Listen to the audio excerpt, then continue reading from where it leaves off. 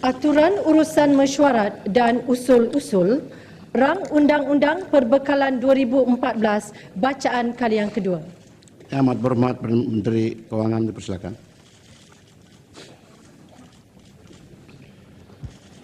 Tuan Yang Pertua, sebelum saya memulakan ucapan, saya bagi pihak Dewan Yang Mulia ini ingin mengambil kesempatan mengucapkan selamat kembali dari mengerjakan haji kepada Tuan Yang Dipertua. Juga kepada semua jemaah haji Malaysia yang sudah dan akan berangkat pulang. Semoga memperolehi haji yang mabrur. Tuan Yang Dipertua, saya mohon mencadangkan supaya rang undang-undang bertajuk satu akta bagi menggunakan sejumlah wang daripada kumpulan wang disatukan untuk perkhidmatan bagi tahun 2014 dan bagi memperuntukkan wang itu untuk perkhidmatan tahun itu dibaca bagi kali yang kedua.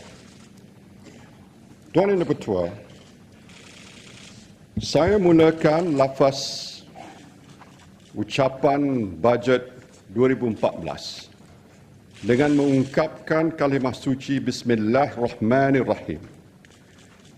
Dipetik dengan penuh iktibar sepotong firman Allah Subhanahu wa taala dari surah Al-Qasas ayat ke-77, mahfumnya, dan tuntutlah dengan harta kekayaan yang telah dikurniakan Allah kepadamu akan pahala dan kebahagiaan hari akhirat. Dan janganlah engkau melupakan bahagianmu daripada keperluan di dunia dan berbuat baiklah sebagaimana Allah berbuat baik kepadamu, yakni di atas pemberian nikmatnya yang melimpah-limpah. Para punjangga pula sering bermadah-madah bahawa berpadu ialah satu permulaan. Terus bersatu merupakan kemajuan. Manakala bekerja secara ganding berganding, bahu-membahu, itulah dia resepi kejayaan. Tuan Yang Dipertua, seawal dan seafdalnya, marilah kita merafakkan rasa syukur yang setulus kehadrat Allah Subhanahu wa taala. Kerana dengan izin dan kurnianya jua, saya dan para ahli yang berhormat sekalian dapat berhimpun dalam Dewan Rakyat yang mulia ini, sebuah institusi simbol serta menjadi perlambangan demokrasi yang segar di bumi Malaysia yang berdaulat lagi merdeka. Pertama-tamanya, saya bagi pihak kerajaan merakamkan setinggi-tinggi ucapan terima kasih serta penghargaan kepada rakyat Malaysia yang menyokong dan mendukung serta mewibawakan mandat ke atas Barisan Nasional pada pilihan raya umum ke-13 lalu untuk terus menerajui kepimpinan negara. Tuan Yang Dipertua, ini membuktikan biarpun kita berdepan dengan pelbagai rintangan, walaupun dilontar dengan segala bentuk tomahan, sekalipun diasak dengan bermacam dugaan, namun alhamdulillah dengan kehendak Maha Berkuasa jua, kepimpinan transformatif Barisan Nasional terus kental, terus bertahan, terus teguh sebagai parti pilihan rakyat bagi tempoh 5 tahun akan datang. Sememangnya pun kita telah melalui satu pilihan raya umum yang begitu mencabar dan penuh tantangan. Sekali apa jua, kita boleh berbangga kerana semuanya itu dilalui dengan teratur menurut batas dan lunas demokrasi, sebagaimana yang diperuntukkan oleh Perlembagaan Persekutuan sehingga diberi gelar oleh kawan dan lawan sebagai ibu segala pilihan raya. Tuan Yang Dipertua, kerajaan amat sedar dan insaf dikala dunia berdepan dengan risiko ketidaktentuan iklim politik dan ekonomi global. Jika kita tidak berwaspada dan berjaga-jaga, tempiasnya boleh terpercik kepada kita. Maka, kita amat bersyukur kerana negara ini tidak terjebak atau terseret dalam kancah konflik dalaman yang boleh meranapkan negara bangsa. Kita juga menghitung nikmatnya yang tidak terhingga-hingga kerana negara ini terus dipancuri rahmat apabila tiada landa malapetaka maupun bencana alam melampau seperti mana dia berlaku di negara-negara lain. Moga-moga kita sentiasa diperlindung olehnya jua. Tuan Yang Dipertua, jika disusuri semenjak tahun 1965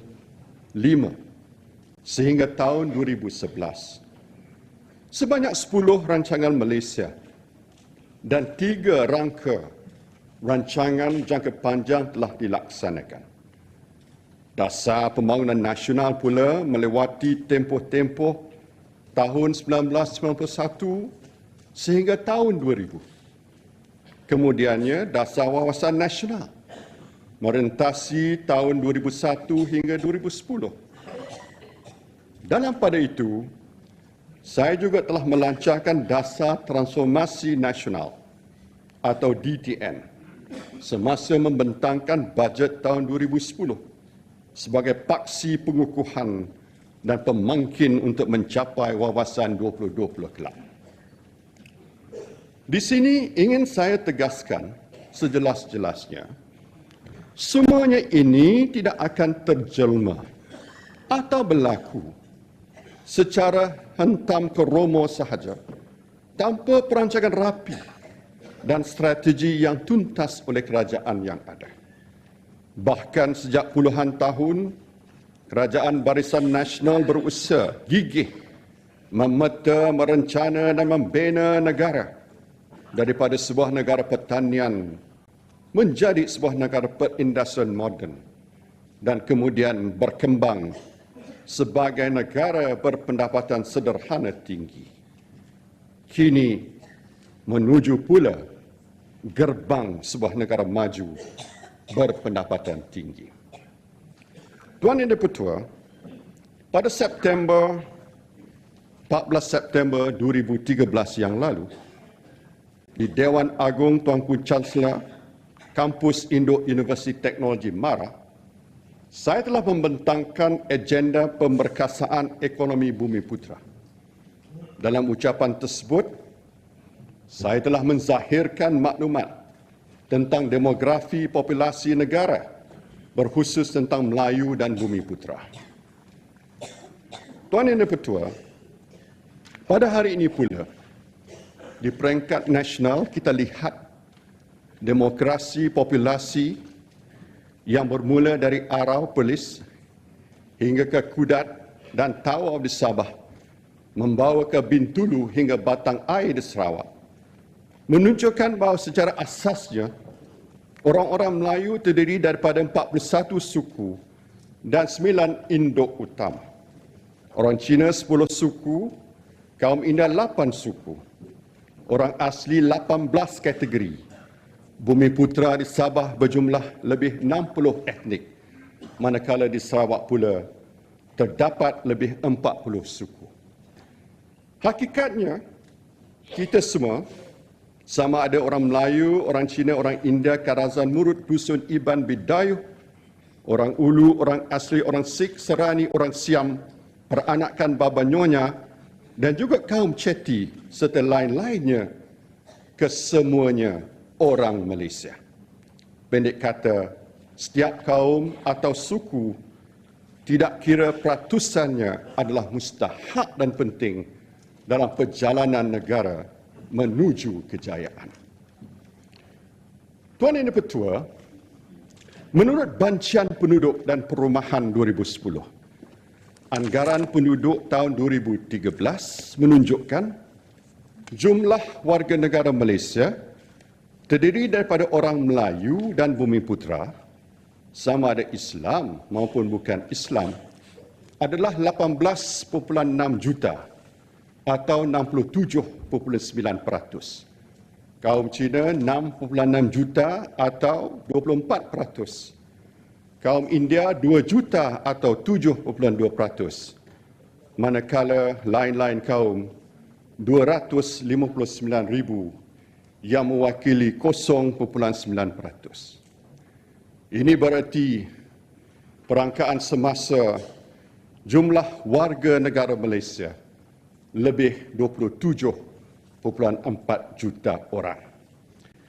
Kendati pun begitu, ini tidak termasuk 40,000 orang Bangladesh.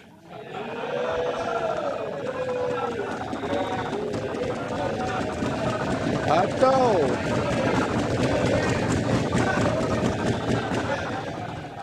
40,000 mat-mat Bangla yang didakwa oleh pembangkang dibawa masuk sebagai pengundi dalam pilihan raya umum ke-13 baru-baru. Walhal sehingga hari ini tiada siapa pun yang pernah melihat kelibat, apatah lagi bayang mereka itu. Cukuplah pembohongan. Beristighfarlah banyak-banyak. Astaghfirullahalazim. Tuan Yang Ketua, sesungguhnya secara sedar ataupun tidak, segala gagasan maupun prakasa negara ini sejak lebih 5 dekad merdeka dimeterai dan dipatri oleh bapa-bapa kepimpinan terdahulu hingga kini dengan penuh bijaksana dan berhikmah dipasak kepada realiti, data berangka serta komposisi kemajmukan rakyat. Makanya bersandarkan premis yang kukuh tersebut, naskah penting ini kita bingkiskan. Seperti mana saban tahun, waktu pembentangan dokumen besar nasional ini dipilih dan jatuhnya pada petang hari Jumaat yang mulia lagi penuh saadah. Sesungguhnya bajet ini adalah yang sulung dan yang julung dipersembahkan kepada rakyat oleh Kerajaan Barisan Nasional sesudah sekali lagi diberikan amanah dan kepercayaan. Inilah juga bajet kali kelima yang direncana diangkat oleh saya selaku Menteri Kewangan bagi pihak kerajaan sejak tahun 2009. Tuan Yang Ketua, bajet 2014 digubal untuk memastikan pertumbuhan ekonomi terus berkembang kokoh dan mengurangkan defisit fiskal negara dengan matlamat keseluruhannya memakmur negara dan mensejahtera rakyat. Memenuhi maksud ini, bajet 2014 dirangka bertemakan memperteguh ketahanan ekonomi, memperkasa transformasi dan melaksana janji dengan menggariskan 5 teras utama. Teras bajet yang pertama, merancang aktiviti ekonomi. Teras bajet yang kedua, mengukuh pengurusan fiskal. Teras bajet yang ketiga, mengunggul modal insan.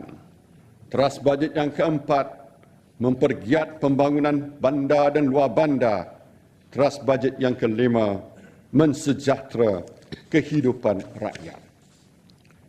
Tuan Yang Ketua, izinkan saya mengutarakan tentang prospek global dan negara masa kini. Ekonomi dunia dijangka berkembang perlahan dengan kadar 2.9% pada tahun 2013. Malaysia tidak terkecuali daripada tempias ini Namun asas ekonomi negara yang kokoh dan dasar moneteri yang akomodatif membolehkan kita terus mencatat pertumbuhan yang mampan. Malah, dalam tempoh separuh pertama tahun ini, ekonomi negara berkembang sebanyak 4.2%. Indikator ekonomi menunjukkan tren yang menyokong pertumbuhan. Sebagai contoh, sehari sebelum pembentangan bajet ini, indeks Bursa Malaysia mencatat paras dan nilai tertinggi dalam sejarah negara, iaitu 1,818 mata bersamaan dengan nilai pasaran 1.66 triliun ringgit pada penutup bursa 24 Oktober. Ia membuktikan keyakinan pelabur luar dan domestik semakin meningkat.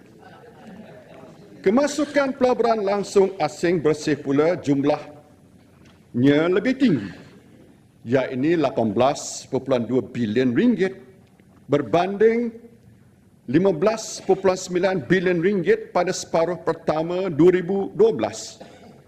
Manakala reserve antarabangsa pula kekal kokoh sebanyak 444.9 bilion ringgit pada 14 Oktober 2013. Tuan Yang Dipertua, jumlah ini mampu membiayai 9.7 bulan import tertangguh dan 3.9 kali hutang luar jangka pendek. Bagi keseluruhan tahun 2013, ekonomi negara dijangka berkembang pada kadar 4.5% hingga 5%. Prestasi tersebut disokong oleh pertumbuhan pelaburan swasta sebanyak 16.2% dengan anggaran pelaburan sebanyak 165 bilion ringgit. Di samping itu, penggunaan swasta dan awam dijangka berkembang 7.4% dan 7.3%. Disokong terutamanya oleh kerancakan aktiviti ekonomi domestik. Pada tahun 2014, berdasarkan prospek ekonomi global yang dijangka lebih baik, ekonomi negara diunjur berkembang lebih kokoh pada kadar 5 hingga 5.5%. Pertumbuhan ini akan dipacu oleh pelaburan swasta sebanyak 12.7% dan penggunaan swasta sebanyak 6.2%. Berikutan perkembangan positif, permintaan luar negara, ekspor barangan dijangka meningkat pada kadar 2.5%. Dari sudut penawaran, sektor pembinaan dianggar meningkat pada kadar 9.6%. Diikuti sektor perkhidmatan 5.7%. Kadar pengangguran pula dianggar hanya pada 3.1%, manakala kadar inflasi kekal rendah di paras 2 hingga 3%. Tuan Yang Dipertua, ingin saya kongsikan di sini pendapatan per kapita tahun 2014 dijangka akan mencecah RM34,126 berbanding RM24,879 pada tahun 2009. Ini menunjukkan peningkatan sebanyak 37% dalam tempoh 6 tahun. Sehubungan hal ini, jika dicongak, insya-Allah besar kemungkinan pendapatan per kapita pada tahun 2020 kelak mampu melebihi sasaran RM46,500 atau $15,000 Amerika. Dalam erti kata lain, mudah-mudahan kita mampu menjadi negara maju lebih awal daripada tahun 2020. Tuan Yang Dipertua, bajet 2014 akan menyediakan peruntukan sebanyak RM264.2 bilion bagi melaksanakan program-program dan projek kesejahteraan rakyat dan pembangunan negara. Daripada jumlah tersebut, RM217.7 bilion diperuntukkan bagi perbelanjaan mengurus dan RM46.5 bilion bagi perbelanjaan pembangunan. Di bawah peruntukan mengurus, sejumlah RM63.9 bilion adalah bagi emolument dan RM36.6 bilion disediakan bagi perkhidmatan dan bekalan. Manakala RM114.5 bilion diperuntukkan kepada pemberian dan kenaan bayaran tetap. Sejumlah RM1.4 bilion lagi disediakan untuk pembelian aset dan baki RM1.5 bilion untuk perbelanjaan lain.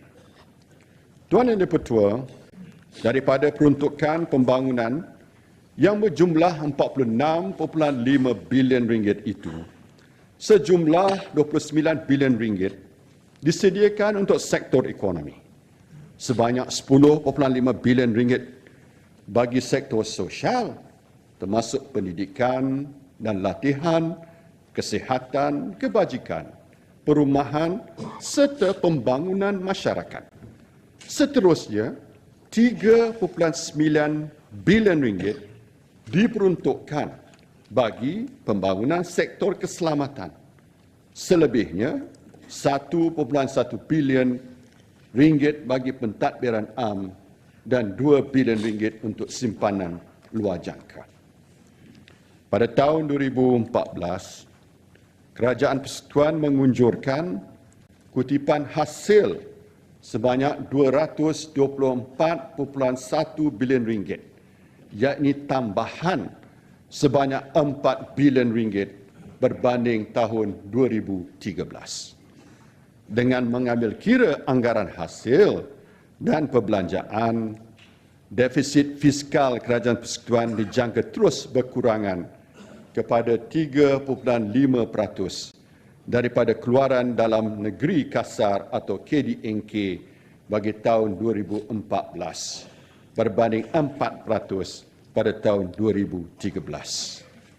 Jelas di sini Tuan Yang di-Pertua, kerajaan sangat komited dalam usaha konsolidasi fiskal bagi memperkokohkan lagi kedudukan kewangan negara. Tuan Yang di-Pertua, dengan mengambil kira senario ekonomi antarabangsa dan domestik seperti yang tersebut, maka saya bentangkan 5 teras yang dirangka sebagai tunjang dan pedoman bagi bajet 2014. Teras bajet yang pertama, merancang aktiviti ekonomi. Dalam hal ini, kerajaan akan terus menyediakan persekitaran yang mesra dan kondusif untuk melonjak pelaburan domestik dan asing. Usaha kerajaan menunjukkan terdapat peningkatan dalam pelaburan swasta. Sebagai contoh, jika pada tahun 2010, sumbangan pelaburan swasta kepada KDNK adalah 12.4%, kini ia telah meningkat kepada 16.7%. Bagi tahun 2014 pula, pelaburan swasta dianggarkan meningkat kepada RM189 bilion atau 17.9% KDNK, terutamanya dalam bidang minyak dan gas, industri tekstil, kelengkapan pengangkutan serta pembangunan hartanah. Di samping itu, pelaburan awam dianggarkan mencecah sebanyak RM106 bilion. Di antara projek yang akan dilaksanakan ialah pembinaan lebuh raya pantai barat dari Banting ke Taiping sepanjang 316 km, pembinaan landasan kereta api berkembar Ipoh ke Padang Besar dan kemudiannya dari Gemas ke Johor Bahru.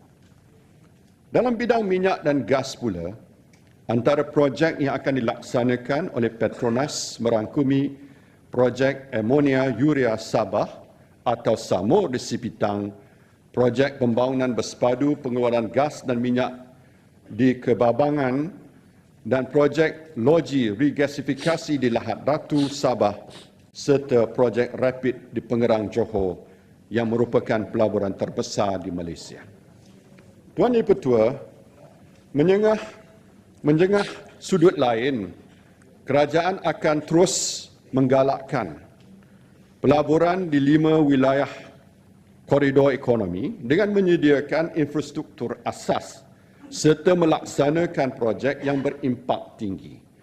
Sehingga akhir 2012, sejumlah 124 bilion ringgit pelaburan telah direalisasikan atau 41% daripada keseluruhan pelaburan berkomited di wilayah koridor.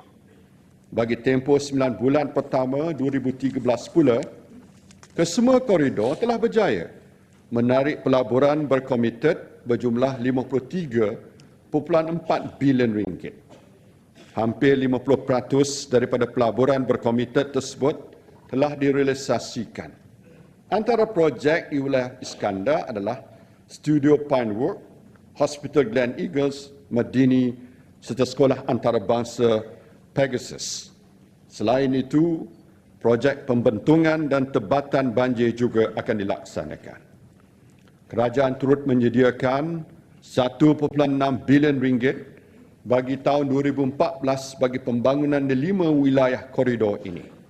Di antara projek utama ialah projek agropolitan, industri berasaskan kelapa sawit di wilayah pembangunan Sabah serta Taman Perindustrian Samalaju dan Halal Hub di wilayah koridor Sarawak. Manakala di wilayah pantai timur, Pelabuhan Kuantan akan diperluas, kompleks petrokimia bersepadu akan dibina di Gebeng dan Kertih. Bagi koridor wilayah utara pula, antara projek utama termasuklah projek tanaman ladang komersial dan sistem fertigasi. Tuan Yang Dipertua, sektor perkhidmatan merupakan penyumbang utama kepada pertumbuhan ekonomi dan berpotensi besar untuk terus dimajukan. Sumbangan sektor ini telah meningkat kepada 55% tahun 2013 berbanding 49.3% pada tahun 2000. Bagi terus menggalakkan pertumbuhan sektor ini, kerajaan akan memperkenalkan Pelan Induk Sektor Perkhidmatan pada tahun 2014 yang akan menggariskan beberapa langkah dan strategi serta mengenal pasti subsektor yang berpotensi untuk dimajukan seperti berikut. Pertama, sektor logistik. Pada masa ini, Malaysia menduduki tangga ke-29 Indeks Prestasi Logistik Laporan Bank Dunia 2012. Indeks ini mengukur penanda aras prestasi aktiviti logistik yang merangkumi penghantaran, infrastruktur, ketepatan masa, kelulusan custom dan kompetensi. Walau masih ketinggalan berbanding negara maju, senario ini mampu diperbaiki. Jadinya, supaya sektor logistik lebih efisien, kerajaan akan merangka Pelan Induk Sektor Logistik. Pelan ini akan menyediakan hala 7 pembangunan infrastruktur logistik, rantaian bekalan serta semakan semula peraturan dan undang-undang. Di samping itu, kerajaan melalui Bank Pembangunan Malaysia Berhad akan memperuntukkan 3 bilion ringgit bagi dana pembangunan maritim secara pinjaman mudah. Dana ini menyediakan akses pembiayaan untuk menggalakkan perkembangan industri perkapalan, pembinaan limbungan minyak dan gas serta aktiviti sokongan berkaitan maritim. Kedua, menggalak industri penerbangan. Malaysia berpotensi menjadi hub penerbangan di rantau ini. Industri ini dapat memberi kesan pengganda kepada ekonomi memandangkan permintaan terhadap penumpang dan kargo udara semakin meningkat.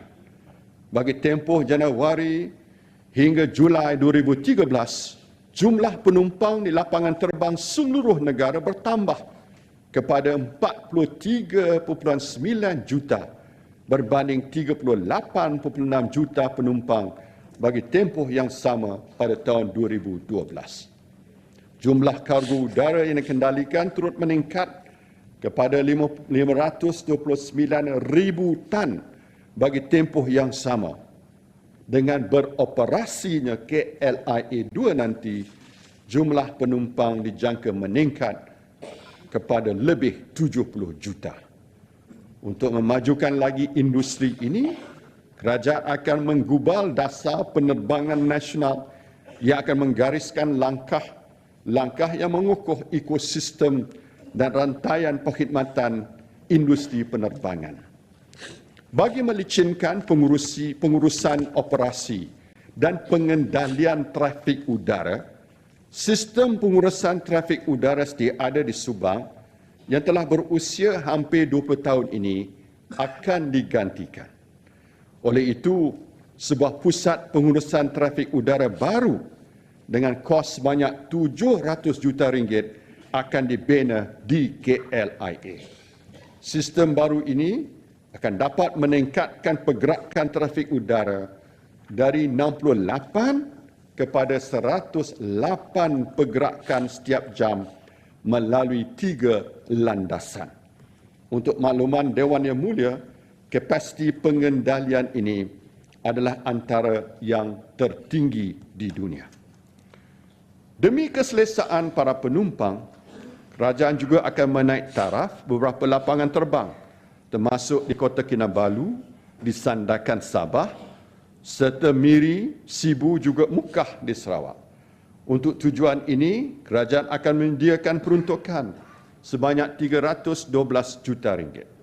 Di samping itu, terminal penumpang di lapangan terbang Langkawi dan lapangan terbang Kuantan akan dinaik taraf.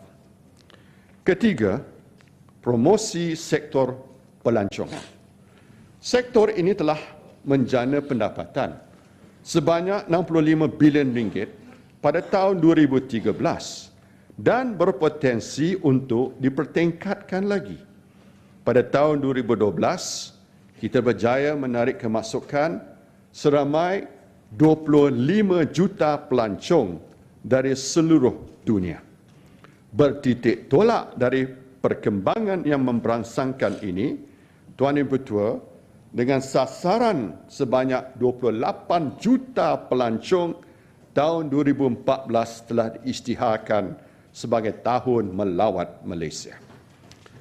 Dalam menjayakan ikhtiar ini, kerajaan memperuntukkan 1.2 bilion ringgit bagi tahun 2013 dan 2014 merangkumi perbelanjaan mengurus dan pembangunan yang meliputi program promosi dan pengiklanan.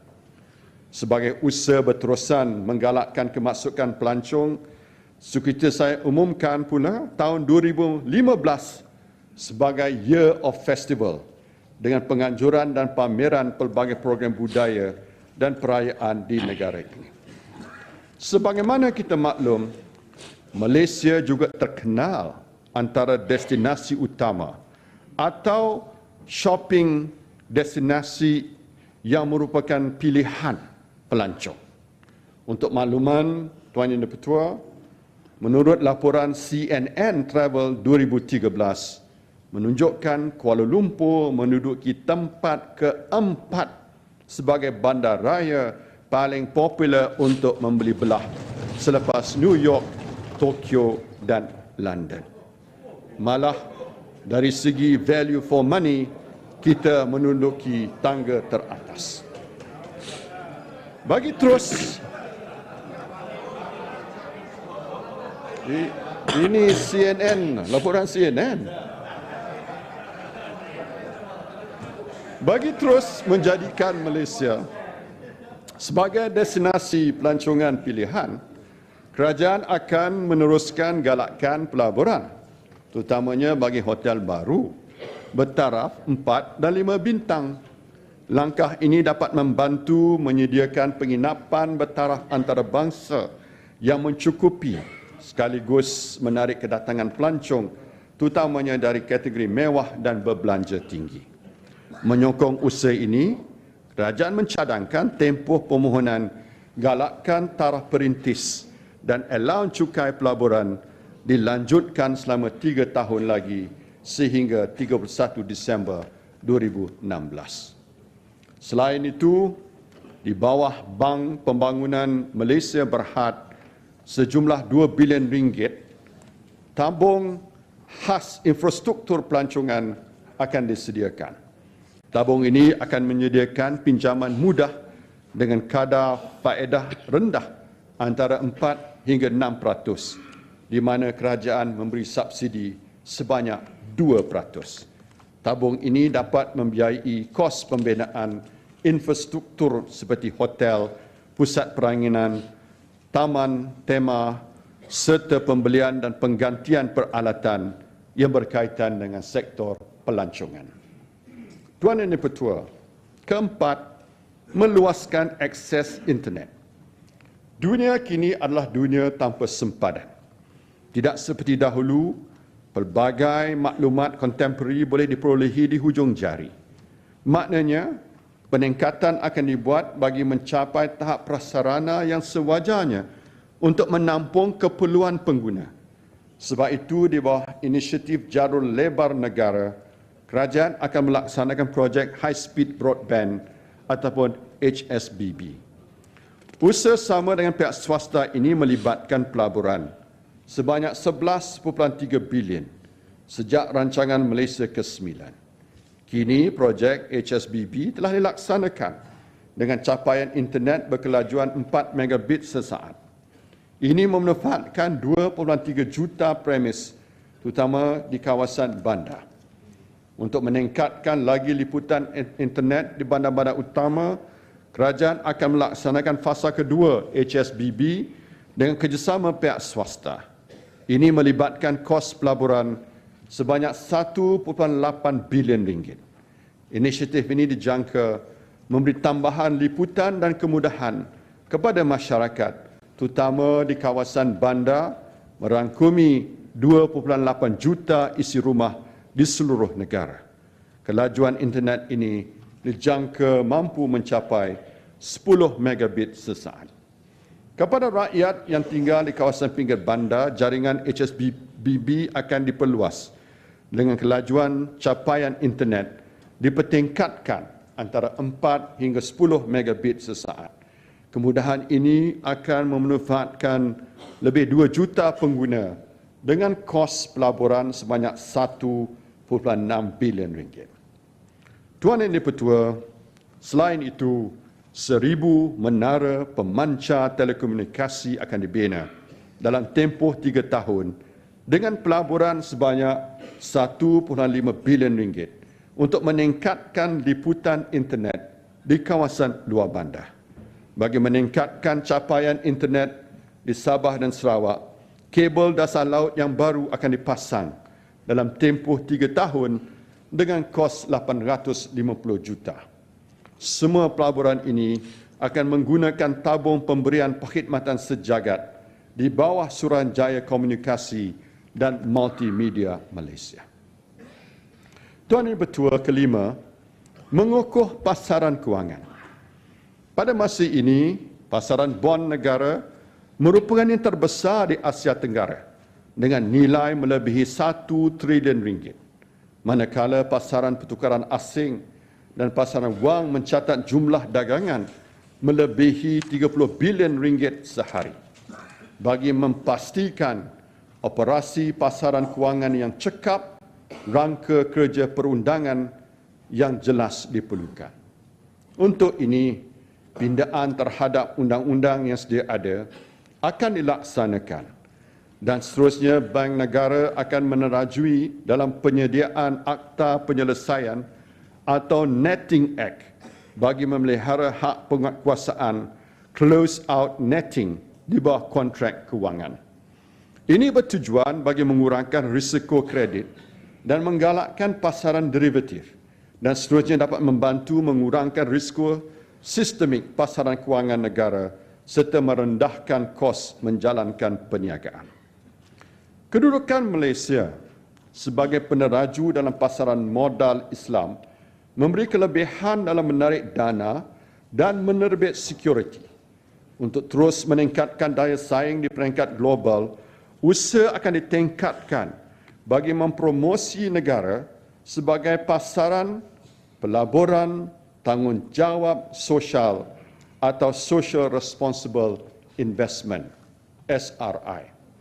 Antara langkah yang akan dilaksanakan termasuk memperkenalkan indeks persekitaran sosial dan tadbir urus atau dikenali sebagai indeks Environmental, Social and Governance, ESG, untuk meningkatkan profil syarikat tersenarai yang mempunyai amalan tanggungjawab sosial yang tinggi. Ke arah ini, Suruhanjaya Security akan memperkenalkan rangka kerja Sukuk Pelaburan Tanggungjawab Sosial atau Sukuk SRI untuk membiayai pelbagai inisiatif pelaburan yang mampan dan bertanggungjawab. Di samping itu, kerajaan akan menubuhkan dana SRI bagi dilaburkan dalam syarikat-syarikat tersenarai yang menunjukkan amalan accountability, ketelusan dan kemampuan yang tinggi, termasuk ciri-ciri keterangkuman seperti diversity dari segi gender, umur dan etnik. Sebagai permulaan, value cap akan memperuntukkan RM1 bilion untuk melabur dalam syarikat-syarikat yang menunjukkan prestasi yang tinggi dalam indeks ESG. Saya percaya langkah ini akan menjadi satu galakan pada syarikat-syarikat untuk menunjukkan komitmen tanggungjawab sosial yang tinggi. Keenam, skim persaraan.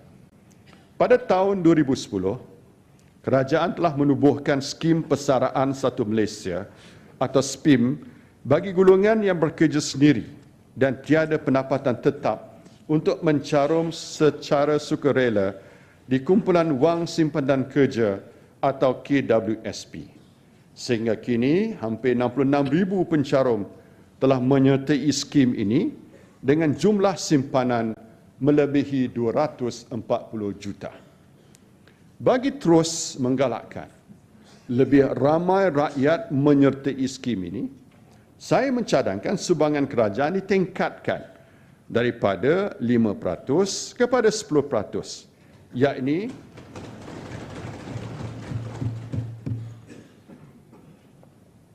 daripada jumlah maksimum RM60 setahun kepada RM120 setahun.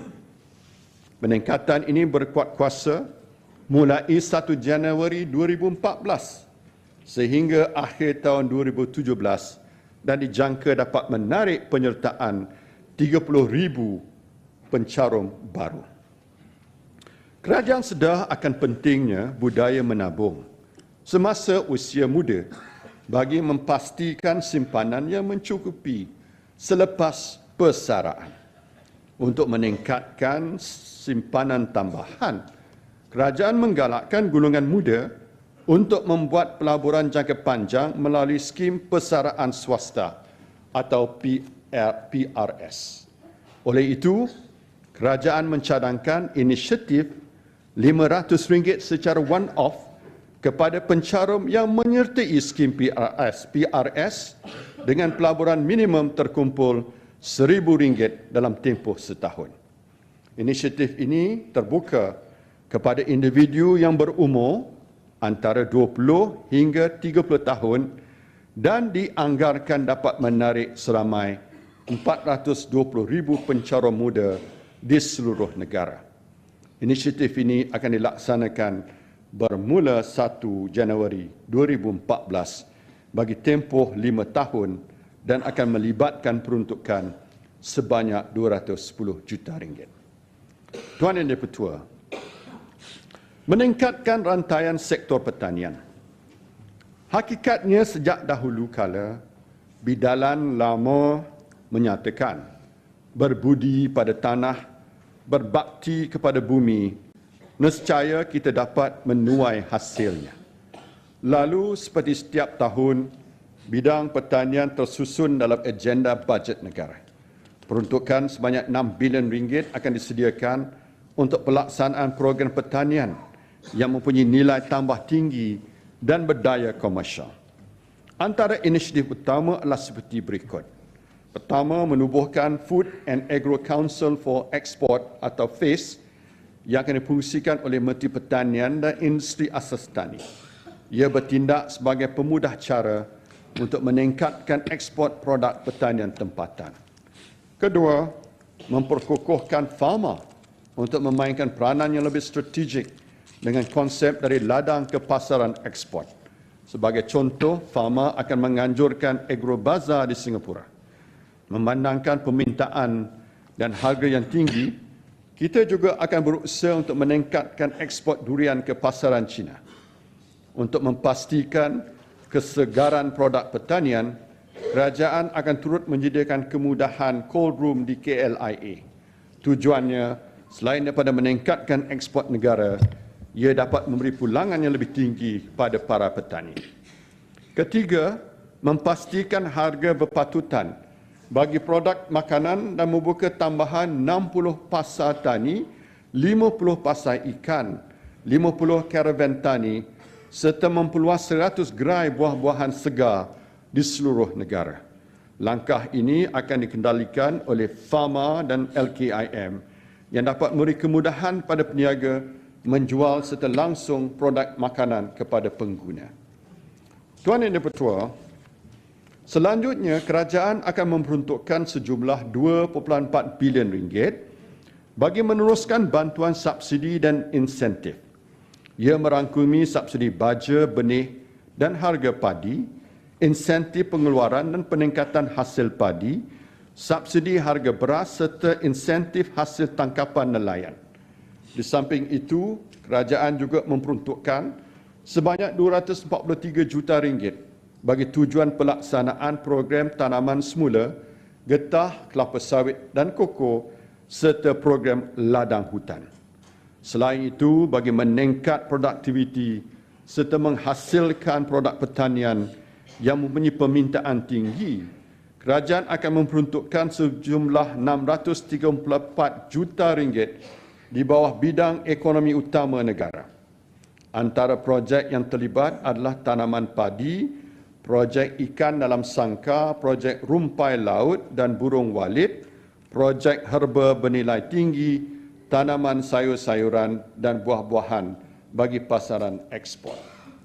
Kerajaan juga akan melaksanakan projek ternakan lobster atau udang kara di Sempurna Sabah dengan kerjasama sebuah syarikat multinasional untuk menghasilkan sebanyak 18,000 tan metrik yang dijangka dapat mewujudkan 20,000 peluang pekerjaan dan membantu lebih 6,000 pengusaha tempatan pada jangka panjang serta meningkatkan pendapatan sehingga RM4,000 sebulan.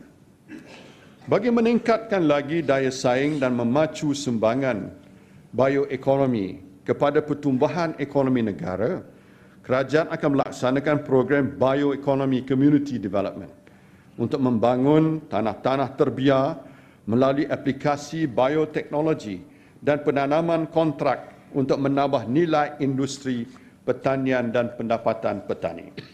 Selain itu, kerajaan juga menyedari peranan aktiviti penyelidikan dan pembangunan atau R&D sebagai pemangkin kepada pembangunan bioekonomi. Oleh itu, insentif R&D berikut akan diberi pada projek yang berkelayakan yang akan dinilai oleh Biotech Corp.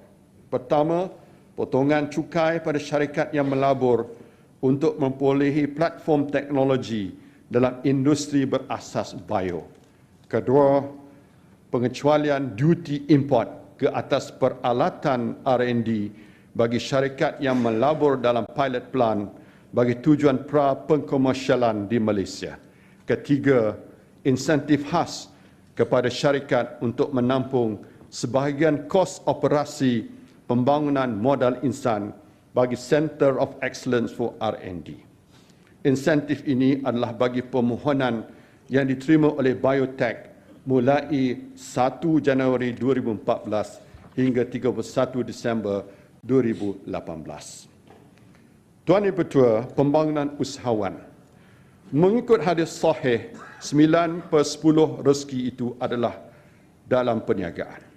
Oleh hal demikian, Kita ingin melatih dan melahirkan para usahawan di kalangan golongan muda agar satu masa nanti mereka dapat menjadi ahli-ahli perniagaan dan saudagar yang berjaya. Lantas, kerajaan terus komited dalam memastikan pembangunan usahawan atau entrepreneur sebagai sumber utama menjana pertumbuhan ekonomi negara. Justru, satu plan pembangunan entrepreneur akan digubal untuk menyediakan ekosistem kondusif yang beri penekanan aspek penjanaan idea yang boleh dikomersialkan, prasarana latihan dan inkubator, modul entrepreneurship, kemudahan pembiayaan serta pemasaran. Bagi melaksanakan plan pembangunan usahawan ini, satu entiti National Entrepreneur Development Office akan diwujudkan di bawah Unit Strategi Nasional Kementerian Kewangan bagi merancang dan menyelaras semua aktiviti berkaitan keusahawanan. Tuan Yang Bertuah, sumbangan itu semasa 4th Global Entrepreneurship Summit baru-baru ini, saya telah mengumumkan penubuhan Pusat Inovasi dan Kreativiti Global Malaysia atau Malaysian Global Innovation and Creativity Centre, ringkasnya MAGIC, sebagai pusat sehenti bagi mendayakan para usahawan. MAGIC akan memantau prestasi entrepreneur, mempunyai pangkalan data bersepadu, menyediakan pusat inkubator, pendaftaran dan paten harta intelek, prasarana pembiayaan, padanan perniagaan, bimbingan dan kaunseling serta latihan. Kerajaan akan memberi peruntukan awal sebanyak 50 juta ringgit bagi tujuan ini. Bagi menjadikan Malaysia sebagai entrepreneurial nation, program Satu Malaysia Entrepreneur atau OneMet telah dilaksanakan untuk memberi pendedahan aspek keusahawanan kepada golongan muda yang berminat mencuburi bidang perniagaan. Melalui program iMet juga, satu pangkalan data peserta telah dibangunkan. Kerajaan mensasarkan seramai 5,000 entrepreneur muda dilatih setiap tahun. Seterusnya, entrepreneur OneMet yang komited akan diberi bimbingan lanjutan di MAGIC Centre. Selain itu, negara juga akan menjadi tuan rumah kepada 5th Global Social Business Summit pada 7 hingga 9 November 2013. Ia akan menjadi platform kepada pembangunan entrepreneur sosial, terutama di kalangan golongan muda di negara ini. Bagi mengurangkan kadar pengangguran di kalangan siswazah, kerajaan menggalakkan golongan siswazah mencuburi bidang keusahawanan sejurus selepas menamatkan perniagaan. Bagi inisiatif ini, sukacita saya umumkan dana pinjaman mudah sebanyak 50 juta ringgit di bawah tabung usahawan siswazah yang dikendalikan oleh SME Bank. Dana ini akan menyediakan pinjaman mudah sehingga RM500,000 dengan kadar faedah 4%. Tuan Yang Bertuah, memantap perusahaan kecil dan sederhana. Pada masa ini, 97.3% daripada jumlah perniagaan berdaftar adalah PKS yang menyumbang sebanyak 32.4% kepada KDNK. Dengan definisi baru PKS yang telah diumumkan baru-baru ini, jumlah perniagaan PKS berdaftar dijangka meningkat kepada 98.5%. Seterusnya, kerajaan komited untuk memastikan sumbangan sektor PKS ini mencapai 40% kepada KDNK menjelang tahun 2020. Bagi meningkatkan inovasi dan produktiviti PKS, kerajaan mencadangkan peruntukan pakej bersepadu sebanyak 120 juta ringgit yang merangkumi dana pinjaman untuk membiayai program mekanisasi dan otomasi serta program peningkatan kapasiti PKS. Selain itu, kerajaan telah menyediakan pelbagai bantuan dan insentif di bawah program Green Lane Policy melalui pembiayaan, insentif cukai dan perolehan, termasuk pertama, insentif pinjaman mudah dengan subsidi kadar faedah 2% atau jumlah maksimum RM200,000 setahun. Kedua, pengecualian duty stamp ke atas surat cara perjanjian pinjaman di bawah insentif pinjaman mudah. Ketiga, potongan cukai ke atas perbelanjaan untuk mendapatkan pensijilan One Innocert. Keempat, insentif perolehan kerajaan merangkumi pendaftaran syarikat bertaraf pembuat diluluskan tanpa lawatan dan pemberian markah bonus dalam penilaian teknikal. Dan kelima, insentif keutamaan dalam perolehan syarikat Menteri Kewangan diperbadankan. Kerajaan bercadang untuk melanjutkan kesemua insentif ini sehingga 31 Disember 2017. Tuan Yang Di-Pertua, kerajaan telah memuatkuasakan dasar gaji minimum pada 1 Januari 2013. Kadar gaji minimum adalah RM900 sebulan bagi Semenanjung Malaysia, manakala di Sabah, Sarawak dan Labuan kadarnya adalah RM800 sebulan.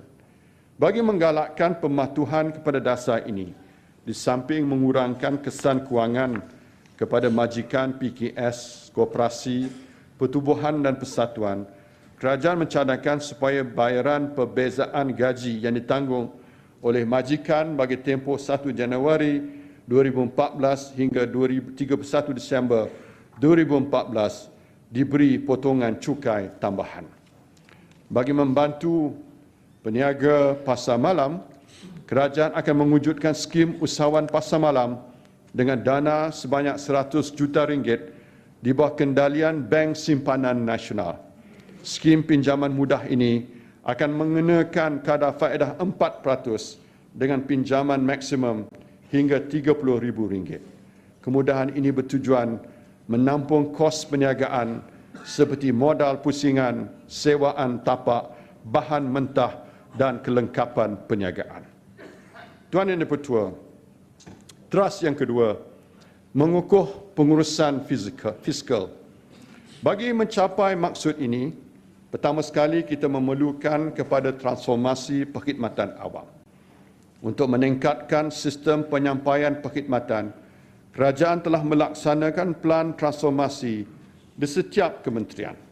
Langkah ini amat penting bagi mengukuh dan menyusun semula organisasi supaya relevan dengan perkembangan semasa.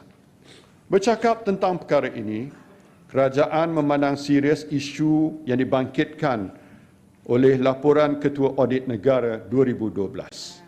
Demi mengukuhkan keyakinan rakyat dan menjaga imej dan kredibiliti sektor awam, kerajaan telah menubuhkan satu jawatankuasa khas yang dipengerusikan oleh Ketua Setiausaha Negara bagi menyiasat serta mengambil tindakan tegas ke atas salah laku penjawat awam.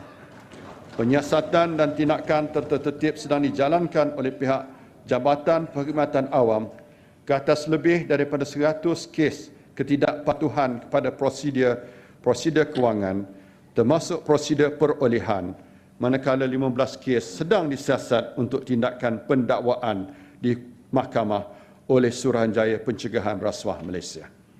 Sebagai langkah penambahbaikan, kerajaan akan menubuhkan unit pengurusan integriti yang dianggoti oleh SPRM di setiap kementerian bagi meningkatkan pematuhan dan mengikut prosedur yang ditetapkan. Kedua, menambah pengurusan belanjawan. Untuk menambah baik pengurusan belanjawan secara berhemah, sistem Outcome Based Budgeting atau OBB diperkenal bagi memastikan penyediaan peruntukan adalah berasaskan outcome, meningkat kecekapan pelaksanaan, mengurang pertindihan serta penilaian prestasi bersistematik ke atas semua program dan projek kerajaan. Bagi tahun 2014, buat permulaan 3 kementerian, iaitu Kementerian Kesihatan, Kementerian Perdagangan Antarabangsa dan Industri serta Kementerian Kewangan akan menjalani proses penilaian prestasi berdasarkan OBB. Pada bulan Jun lepas, kerajaan telah menubuhkan Jawatankuasa Fiskal Negara. Ia berperanan untuk mengukuhkan kedudukan kewangan kerajaan dan memastikan kemampuan fiskal serta kestabilan makroekonomi bagi jangka panjang. Kerajaan komited untuk terus mengurangkan defisit fiskal secara berperingkat dengan sasaran mencapai bajet berimbang pada tahun 2020. Kerajaan juga akan memastikan paras hutang kekal di tahap yang rendah tidak melebihi tahap 55% kepada KDNK. Di samping itu, kerajaan akan terus memastikan lebihan semasa yang kokoh di mana kutipan hasil sentiasa melebihi perbelanjaan mengurus. Kerajaan turut memberi penekanan bagi meningkatkan kecekapan dan penjimatan perbelanjaan, mengutamakan pelaksanaan projek yang berimpak tinggi serta menambah baik kaedah pengauditan. Pada masa ini, kaedah pengauditan hanya dibuat selepas sesuatu projek atau program selesai dilaksanakan. Maka sebagai langkah proaktif, kerajaan akan membuat pengauditan ke atas projek yang melebihi RM1 juta semasa pelaksanaan projek tersebut. Ketiga, potongan cukai bulanan sebagai cukai muktamad. Pada masa ini, pembayar cukai yang mempunyai pendapatan penggajian dan membuat potongan cukai bulanan atau PCB perlu mengumpulkan borang cukai sebelum atau pada 30 April setiap tahun. Kita mendapat rungutan bahawa pengumpulan borang cukai setiap tahun oleh pembayar cukai yang mempunyai PCB telah menimbulkan kekeliruan. Ini kerana walaupun PCB telah dipotong, borang cukai masih perlu dikemukakan kepada lembaga hasil dalam negeri. Jadinya, untuk memudahkan pembayar cukai yang berpendapatan penggajian di mana PCB dipotong adalah dicadangkan supaya pembayar cukai tidak perlu mengukakan borang nyata cukai pendapatan sekiranya berpuas hati bahawa PCB adalah dianggap cukai muktamad. Cadangan ini akan berkuat kuasa mulai tahun taksiran 2014. Tuan Yang Dipertua, rasionalisasi subsidi. Subsidi secara pukal amnya boleh menjadi pembantut kepada pertumbuhan negara sekiranya tidak sampai pada kumpulan sasar secara tepat. Kerajaan menyediakan hampir 47 bilion ringgit pada tahun 2013 untuk pelbagai jenis subsidi, insentif dan bantuan, antaranya subsidi produk petroleum, barangan makanan, kesihatan, pertanian dan perikanan, utiliti, tol serta kebajikan dan pendidikan. Daripada jumlah ini, bahagian terbesar iaitu sebanyak 24.8 bilion ringgit atau 53% adalah untuk subsidi produk petroleum yang dinikmati oleh semua golongan termasuk yang berpendapatan tinggi, peniaga dan warga asing. Di samping itu juga berlaku penyeludupan produk bersubsidi oleh golongan yang tidak bertanggungjawab. Subsidi adalah penggunaan wang rakyat bagi menambah baik kehidupan rakyat.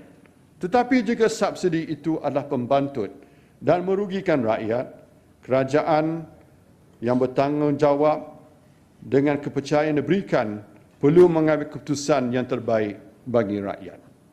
Bagi memastikan sistem subsidi yang bersasar, kerajaan akan secara berperingkat menstruktur semula kaedah pemberian subsidi.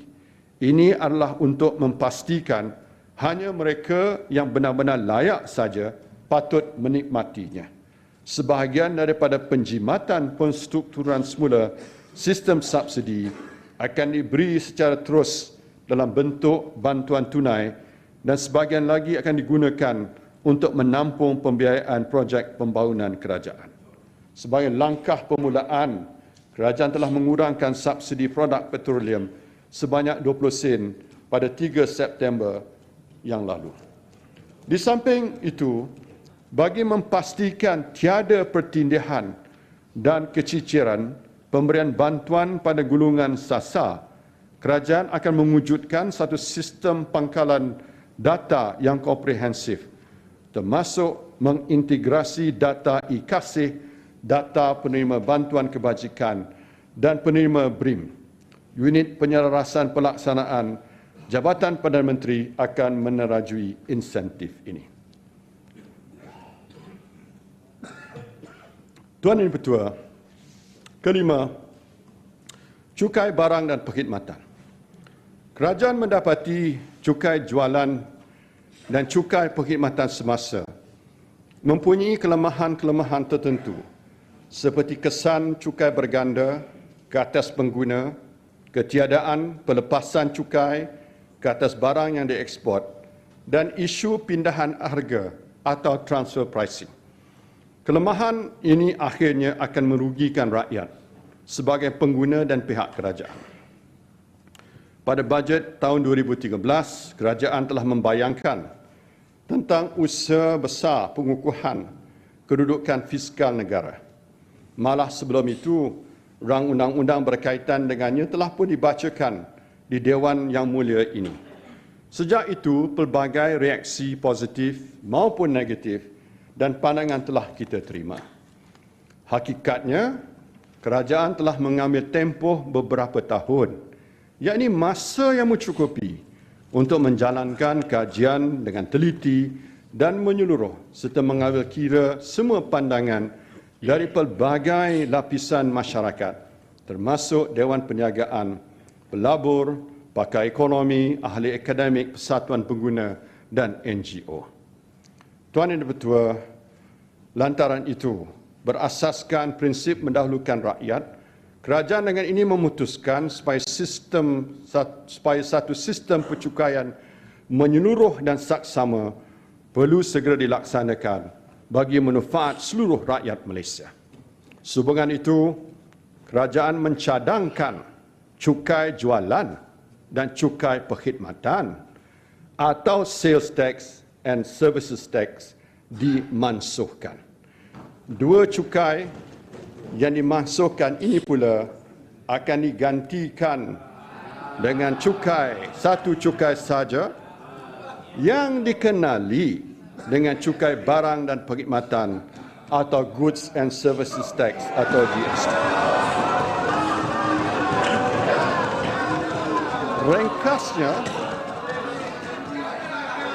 Ringkasnya perlu saya tegaskan bahawa GST bukanlah cukai tambahan baru. Realitinya, kadar inflasi kini adalah pada tahap yang rendah di paras 2%. Kerajaan yakin inilah masa yang terbaik untuk melaksanakan GST kerana kadar inflasi adalah minimum dan terkawal. Dengan pelaksanaan GST, kerajaan dapat menangani banyak kelemahan dalam sistem pencukaian sedia ada. Sebagai contoh, pada waktu ini, sekiranya kita membeli minuman berkarbonat di restoran, tanpa kita sedari, kita telah membayar 2 kali cukai, iaitu cukai jualan dan cukai perkhidmatan. Dalam bahasa mudahnya, untuk difahami oleh semua, dalam sistem GST ini, pengguna hanya perlu membayar 1 kali cukai sahaja. Realitinya juga, perubahan harga barangan atau perkhidmatan apabila GST dilaksanakan adalah amat minimum. Malahan ada harga barangan yang akan menjadi lebih mudah bergantung sama ada ianya adalah barangan asas atau tidak. Kerana itu, kita berasa kecewa apabila sesetengah pihak cuba mengambil kesempatan dengan mengelirurkan orang ramai terhadap kefahaman GST. Mereka mengatakan apabila GST dilaksanakan, kononnya semua harga barang akan melambung naik dan rakyat terutamanya golongan berpendapatan rendah akan menanggung beban.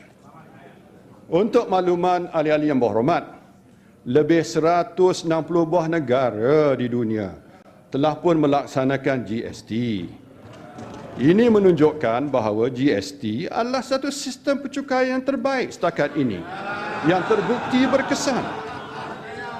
Sekira GST ini memudaratkan rakyat dan negara, masakan majoriti negara di dunia telah menggunakan sistem pencukaian ini. Hampir semua negara maju telah lama melaksanakan GST atau VAT atau cukai nilai ditambah. Malah negara-negara ASEAN seperti Indonesia, Filipina, Laos dan Cambodia telah melaksanakannya. Malah negara-negara kurang membangun pun seperti Burkina Faso, Burundi, Zimbabwe, Rwanda dan Kenya telah pun melaksanakan GST. Di pihak kerajaan pula, perundangan GST, sistem komputeran, latihan pegawai, kemudahan infrastruktur GST dan pelan komunikasi yang menyeluruh telah pun disediakan. Untuk makluman ahli yang berhormat, cadangan model GST akan dilaksanakan di Malaysia adalah seperti berikut. Pertama, GST akan berkuat kuasa mulai 1 April 2015, iaitu kira-kira 17 bulan dari sekarang. Kadar GST yang ditetapkan adalah sebanyak 6% berbanding dengan kadar cukai jualan iaitu 5 dan 10% dan cukai perkhidmatan pada kadar 6%. Kadar GST ini merupakan yang terendah di kalangan negara ASEAN di mana Indonesia, Vietnam, Kemboja, Filipina dan Laos mengenakan GST pada kadar 10% dan Singapura dan Thailand pada kadar 7%. Kedua, Tuan Yang Dipertuan, usahlah bimbang, janganlah risau. GST tidak dikenakan atas barangan makanan asas seperti beras, gula, garam, tepung, minyak masak, kacang dal, cili, rempah ratus, ikan masin, bekasam, cencaluk, budu, sekalipun belacan. Ketiga, bekalan air pipe dan 200 unit pertama elektrik sebulan bagi pengguna domestik tidak dikenakan GST. Keempat, perkhidmatan yang disediakan oleh kerajaan seperti pengeluaran pasport, lesen, perkhidmatan kesihatan, pembelajaran di sekolah tidak dikenakan GST. Kelima, perkhidmatan pengangkutan seperti perkhidmatan bas, kereta api, LRT, taksi, ferry boat, tol lebuh serta perkhidmatan pendidikan dan kesihatan dikecuali dari GST. Keenam, jual beli dan sewaan rumah kediaman serta perkhidmatan kewangan yang terpilih juga dikecualikan dari GST.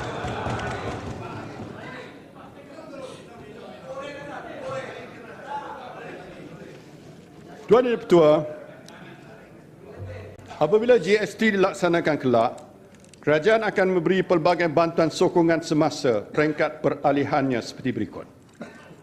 Pertama, bantuan tunai secara one-off sebanyak RM300 kepada penerima isi rumah BRIM. Kedua, kadar cukai pendapatan individu akan dikurangkan 1 hingga 3 mata peratusan untuk semua pembayar cukai bagi menambah pendapatan boleh guna.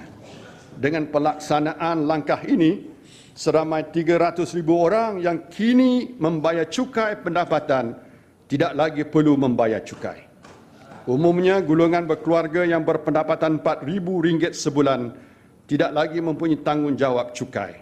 Pembayar cukai sedia ada yang lain juga akan menikmati penjimatan bayaran cukai. Ketiga, struktur cukai pendapatan individu akan disusun semula untuk menjadikan negara lebih kompetitif di samping mengekal dan menarik bakat serta tenaga mahir dalam negara. Bagi memastikan struktur cukai lebih progresif, pendapatan bercukai pada kadar maksimum dinaikkan daripada RM100,000 kepada lebih RM400,000. Kadar cukai maksimum kini 26% pula dikurangkan kepada 24, 24.5% dan 25%. Langkah-langkah tersebut akan berkuat kuasa mulai tahun 2015. Dalam aspek ini, supaya syarikat perniagaan melaksanakan GST dengan lancar, kerajaan mencadangkan pakej tambahan seperti berikut. Pertama, kadar cukai pendapatan syarikat dikurangkan 1 mata peratusan daripada 25% kepada 24%. manakala kadar cukai pendapatan syarikat kecil dan sederhana dikurangkan 1 mata peratusan daripada 20% kepada 19%. Langkah ini berkuat kuasa mulai tahun taksiran 2016. Kedua, kadar cukai pendapatan koperasi dikurangkan 1 hingga 2%, 2 mata peratusan mulai tahun taksiran 2015. Ketiga, yuran kesetiausahaan dan pemfailan cukai dibenarkan potongan cukai mulai tahun taksiran 2015. Keempat, kos pembelian peralatan dan perisian ICT diberi lanjutan allowance modal dipercepatkan sehingga tahun taksiran 2016. Kelima, perbelanjaan latihan perakaunan dan ICT berkaitan GST bagi tahun taksiran 2014 dan 2015 diberi potongan cukai tambahan. Keenam, geran latihan sebanyak 100 juta ringgit kepada peniaga yang menghantar kaki tangan untuk menjalani latihan GST bagi tahun 2013 dan 2014. Di samping itu, bantuan kewangan sejumlah 150 juta ringgit disediakan kepada PKS bagi pembelian perisian perakaunan bagi tahun 2014 dan 2015. Dengan pelbagai pakej istimewa yang disediakan ini, kerajaan yakin tiada pihak yang akan mengambil kesempatan untuk menaikkan harga dan perkhidmatan sewenang-wenangnya. Harga barangan akan sentiasa dipantau. Sebagai panduan pada pengguna, kerajaan akan menerbitkan risalah harga barangan dan perkhidmatan yang boleh digunakan untuk membuat perbandingan harga. Kepada pengguna, boleh gunakanlah hak anda untuk membuat pilihan berbelanja secara berhemah. Dalam hal ini, Kementerian Perdagangan Dalam Negeri, Koperasi dan Kepenggunaan akan meningkatkan usaha penguatkuasaan melalui Akta Kawalan Harga DNT Pencatutan 2011. Selain itu, bagi memastikan kelancaran pelaksanaan GST, satu jawatankuasa pemantauan GST akan ditubuhkan yang dipengusikan oleh Yang Berhormat Menteri Kewangan kedua dengan dianggoti oleh agensi kerajaan, wakil industri dan NGO. Tuan dan Bertua, teras ketiga, mengunggul modal insan.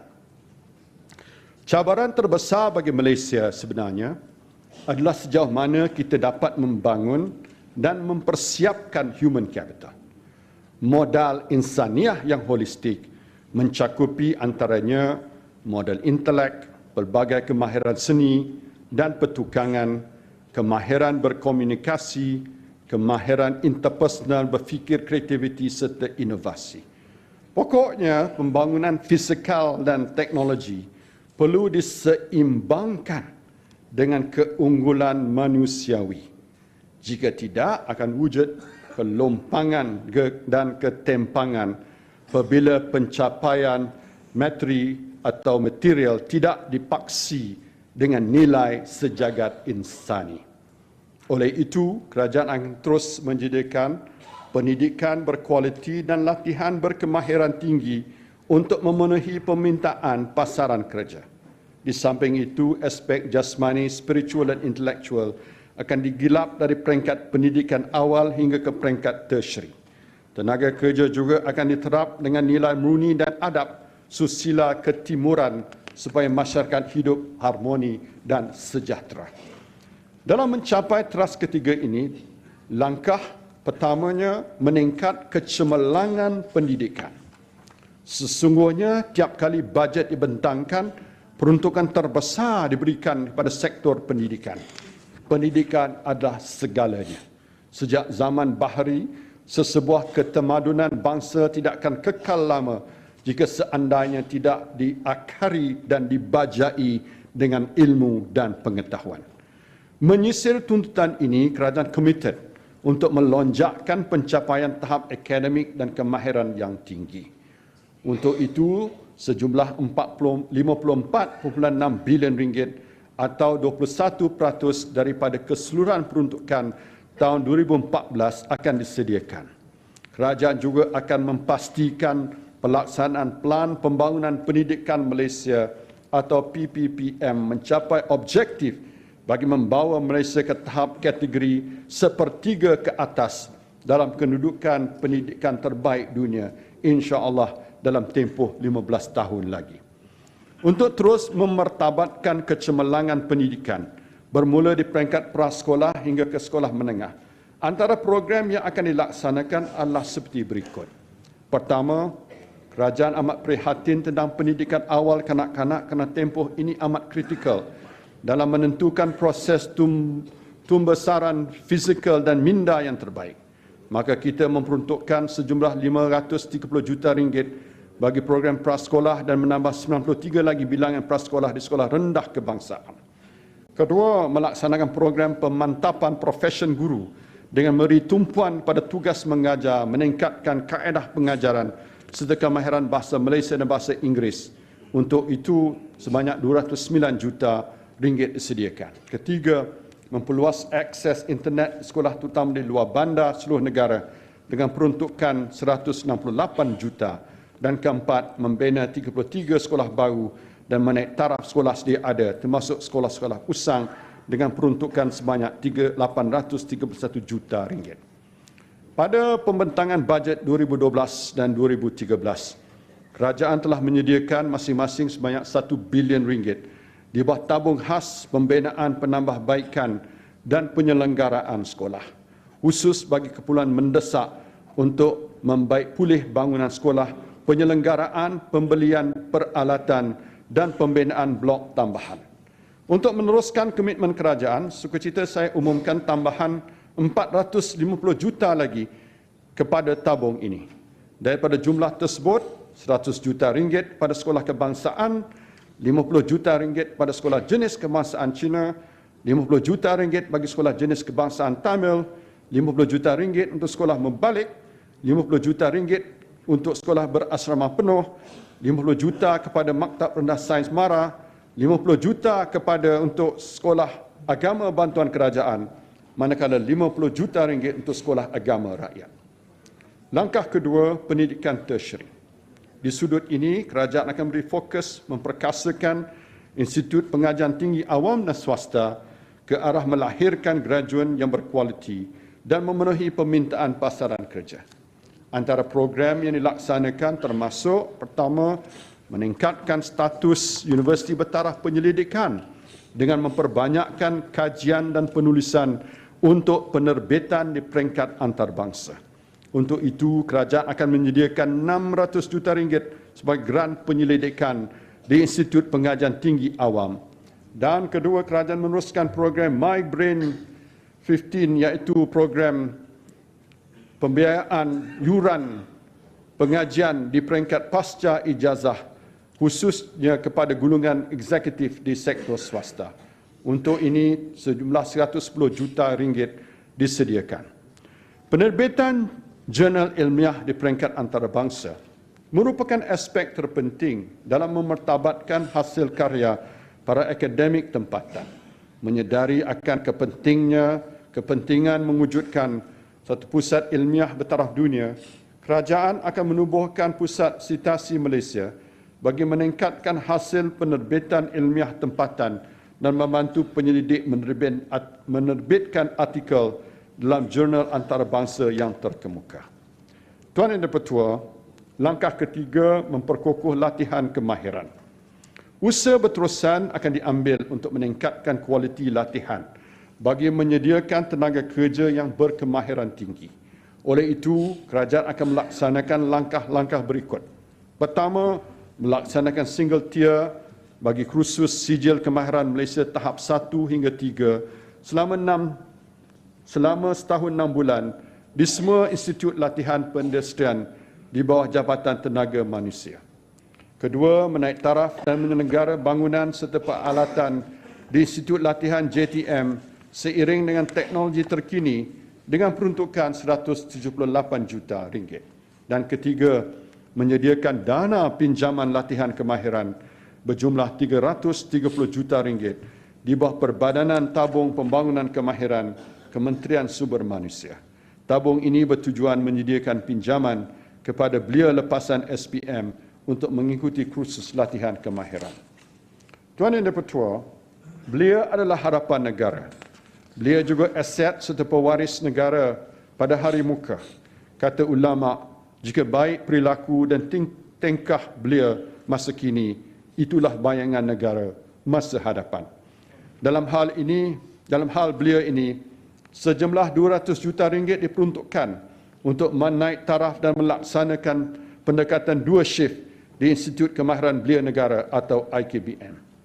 Antara bidang latihan yang telah dikenal pasti merangkumi otomotif, penyelenggaraan marin, kimpalan dan pendawaian elektrik yang akan memanfaatkan lebih 15,000 pelatih IKBN di seluruh negara. Di samping itu, terdapat 13,000 majikan yang berdaftar dan membuat bayaran levy pada kadar 1% daripada upah gaji pekerja di dalam tabung kumpulan wang pembangunan sumber manusia atau HRDF. Levy ini bertujuan untuk melatih dan meningkatkan kemahiran pekerja.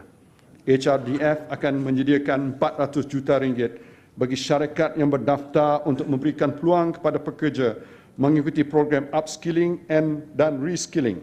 Peruntukan ini boleh juga dimanfaatkan oleh syarikat tersebut untuk melatih para apprentice dan bakal pekerja. Bagi memastikan pekerja dapat mengimbangi kerjaya dan komitmen keluarga, terutamanya pada kaum wanita, satu persekitaran kerja yang fleksibel perlu diwujudkan. Oleh itu, dicadangkan majikan melaksanakan flexible work arrangement yang memberi kelonggaran tempoh, tempat dan waktu berada di tempat kerja. Skim ini boleh dilaksanakan dalam bentuk seperti compressed work week, flexi hours dan weekend work. Bagi menarik lebih banyak syarikat Malaysia menjadikan flexi work arrangement atau bekerja sebagai amalan hidup, kerajaan mencadangkan perbelanjaan latihan dan fee konsultansi yang ditanggung oleh majikan dalam melaksanakan skim ini diberi potongan cukai tambahan. Langkah keempat, bantuan persekolahan. Tuan Yang Bertua, sukacita saya mengumumkan bantuan persekolahan kepada pelajar sekolah rendah dan menengah sebanyak RM100 akan diteruskan.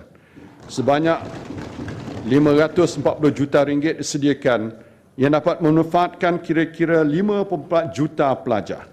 Saya dimaklumkan terdapat ibu bapa yang secara sukarela telah menyumbangkan kembali bantuan tersebut kepada Persatuan Ibu Bapa dan Guru atau PIBG. Kerajaan amat menghargai dan menyanjung tinggi nilai murni tersebut. Langkah kelima, baca buku satu Malaysia.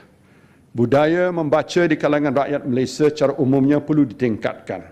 Jadikanlah buku teman setia, penyuluh di kala gelap, penjaga minda sepanjang hayat. Sukacita saya umumkan kerajaan akan meneruskan program voucher buku satu Malaysia dengan nilai sebanyak 250 juta kepada setiap pelajar pra-universiti dan IPT untuk mengurangkan kos pembelian buku dan bahan pengajian.